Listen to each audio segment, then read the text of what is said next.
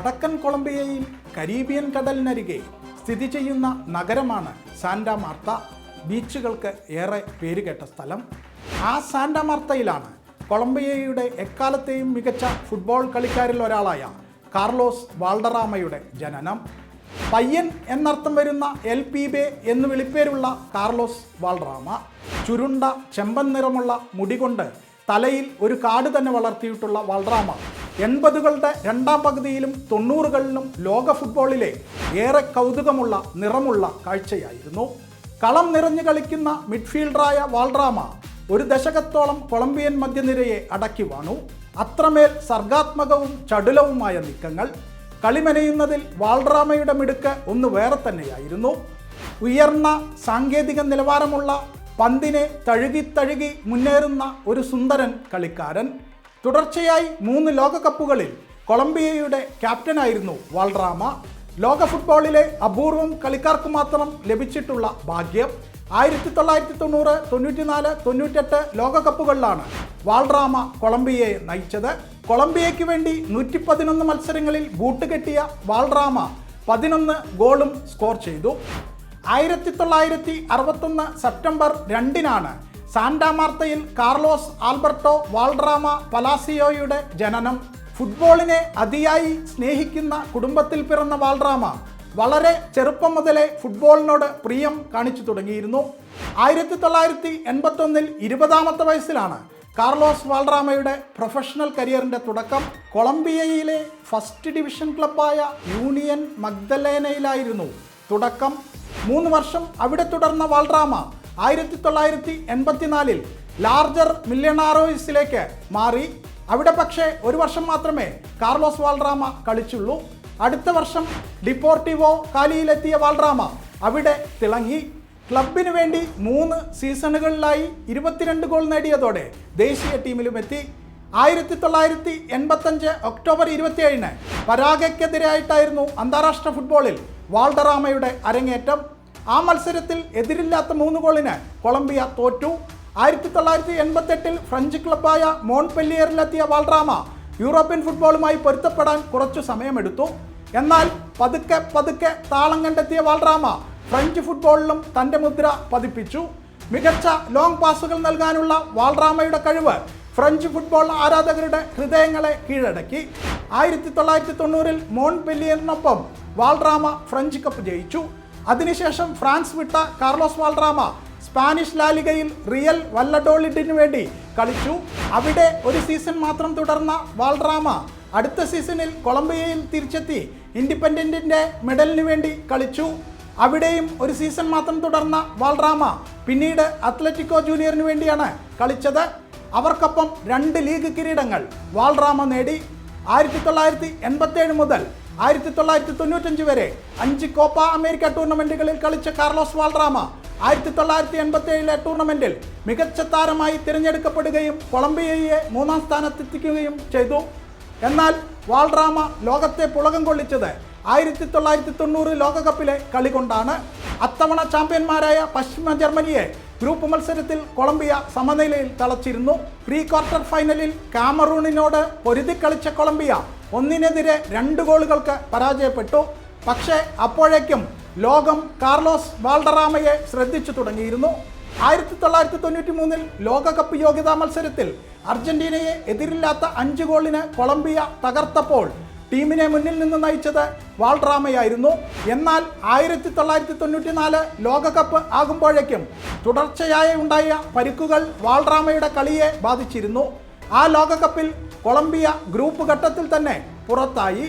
1996 അമേരിക്കയിലെ താമ്പ bay mutiny എന്ന ക്ലബിന് വേണ്ടി മേജർ ലീഗ് സോക്കറിൽ കളിച്ച് വാൾഡറാമ കൊളംബിയക്കാരെ ഞെട്ടിച്ചു. $1.35 മില്യൺ ക്ലബ്ബ് വാൾഡറാമയെ ടീമിലെത്തിച്ചത്. അക്കാലത്തെ റെക്കോർഡ് തുകയായിരുന്നു അത്. ലീഗിൻ്റെ തുടക്ക സീസണായിരുന്നു അത്. കൃത്യതയാർന്ന പാസുകളിലൂടെ ലീഗിലെ തന്നെ മികച്ച കളിക്കാരിൽ ഒരാളായി മാറിയ കാർലോസ് വാൾഡറാമ ലീഗിലെ ആദ്യത്തെ മികച്ച താരമായി തിരഞ്ഞെടുക്കപ്പെട്ടു. താമ്പ ബേ മ്യൂട്ടിനി ആദ്യത്തെ സപ്പോർട്ടേഴ്സ് ഷീൽഡ് നേടി. ലീഗിൽ വാൾഡറാമ ഏറെ ഗോളുകൾ നേടിയില്ലെങ്കിലും മറ്റുള്ളവർക്ക് ഗോളടിക്കാനായി ഒട്ടേറെ അസിസ്റ്റുകൾ ഒരുക്കി. അമേരിക്കയിൽ ഫുട്ബോളിന് ഏറെ പ്രചാരം നൽകുന്നതിൽ മേജർ ലീഗ് സോക്കറിലെ വാൾഡറാമയുടെ സാന്നിധ്യം കാരണമായി. മാത്രമല്ല, വാൾഡറാമയുടെ പ്രതിഭയും ഏറെ ജനപ്രിയമായ ആ സ്റ്റൈലും സ്റ്റേഡിയത്തിൽ ആളെ കൂട്ടി. 2004 ഫുട്ബോളിനും അതിൻ്റെ പ്രചാരണത്തിനും നൽകിയ മഹത്തായ സംഭാവനകൾ കണക്കിലെടുത്ത് അമേരിക്കയിലെ നാഷണൽ സോക്കർ ഹാൾ ഓഫ് ഫെയിമിൽ വാൾഡറാമയെ ഉൾപ്പെടുത്തി. 1998 ലോകകപ്പിലും കൊളംബിയയെ വാൾഡറാമ നയിച്ചെങ്കിലും ടീം ഗ്രൂപ്പ് ഘട്ടത്തിൽ തന്നെ പുറത്തായി. എന്നാൽ 2000 മേജർ ലീഗ് സോക്കറിൽ വാൾഡറാമ മിന്നിത്തിളങ്ങി. ആ ഒരൊറ്റ ടൂർണമെൻറ്റിൽ 26 അസിസ്റ്റുകളാണ് വാൾഡറാമ ഒരുക്കിയത്. ഇപ്പോഴും അതൊരു വ്യക്തിഗത റെക്കോർഡാണ്. മേജർ ലീഗ് സോക്കറിൽ മിയാമി ഫ്യൂഷന് വേണ്ടിയും കൊളറാഡോ റാപ്പിഡ്സിനു വേണ്ടിയും വാൾഡറാമ കളിച്ചിട്ടുണ്ട്. ഈ രണ്ട് ക്ലബിനുമായി യഥാക്രമം 114ഉം 121ഉം അസിസ്റ്റുകളാണ് വാൾഡറാമ സൃഷ്ടിച്ചത്. മേജർ ലീഗ് സോക്കറിൽ ഏറ്റവും കൂടുതൽ അസിസ്റ്റ് ഒരുക്കിയ എക്കാലത്തെയും രണ്ടാമത്തെ കളിക്കാരനാണ് വാൾഡറാമ.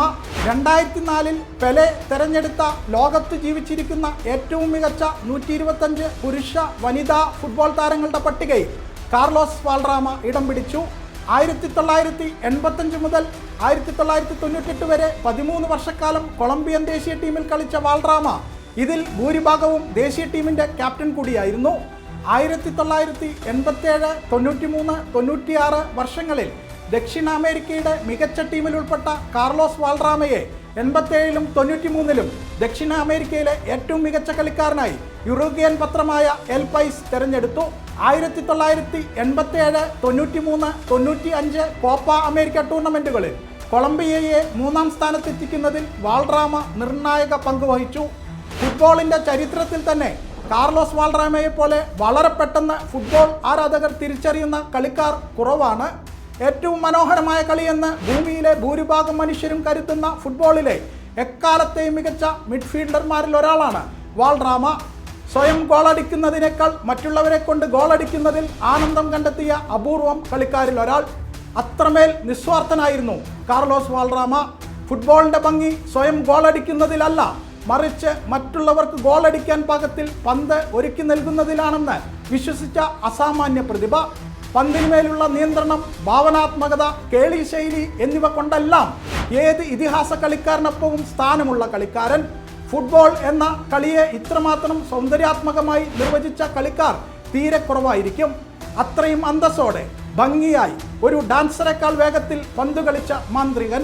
വാൾഡറാമയെ പോലെ പാസുകളിൽ കൃത്യത പുലർത്തിയ കളിക്കാർ ഫുട്ബോളിൽ ഉണ്ടായിട്ടില്ലെന്ന് തന്നെ പറയാം. മറ്റ് ടീമിലെ കളിക്കാരും ആരാധകരും ഒരുപോലെ ബഹുമാനിക്കുകയും സ്നേഹിക്കുകയും ചെയ്തു കാർലോസ് വാൾഡറാമയെ. ഫുട്ബോൾ മൈതാനത്ത് യാതൊരു ആകുലതകളുമില്ലാതെ, ആശങ്കകളുമില്ലാതെ, ഒട്ടും പരിഭ്രാന്തിയില്ലാതെ നിഷ്കളങ്കനായ ഒരു കുട്ടിയെപ്പോലെ കളിച്ച വാൾഡറാമയ്ക്ക് അതുകൊണ്ട് തന്നെയായിരിക്കണം എൽ പീബെ അല്ലെങ്കിൽ പയ്യൻ എന്ന വിളിപ്പേര് വീണത്.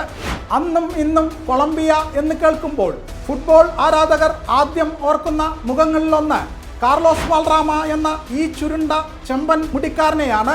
വാൾഡറാമ ലോക ഫുട്ബോളിനും പ്രത്യേകിച്ച് കൊളംബിയൻ ഫുട്ബോളിനും നൽകിയിട്ടുള്ള അടയാളം അത്ര വലുതാണ്. കൊളംബിയയുടെ ഫുട്ബോൾ ഐക്കണാണ് എത്രയോ കാലമായി വാൾഡറാമ. കൊളംബിയയുടെ എക്കാലത്തെയും മികച്ച ഫുട്ബോൾ കളിക്കാരനായി കാർലോസ് വാൾഡറാമയെ കണക്കാക്കുന്ന ഒട്ടേറെ പേരുണ്ട്. എന്നാൽ വാൾഡറാമ കൊളംബിയയിലെ മാത്രമല്ല, ലാറ്റിൻ അമേരിക്കയിലെ തന്നെ ഏറ്റവും മികച്ച കളിക്കാരുടെ പട്ടികയിൽ ഇടമുള്ള പ്രതിഭയാണ്. കളിച്ച കാലത്ത് മാത്രമല്ല, കളിയിൽ നിന്ന് വിരമിച്ച ശേഷവും എത്രയോ തലമുറകൾക്ക് പ്രചോദനമാണ് കാർലോസ് വാൾഡറാമ.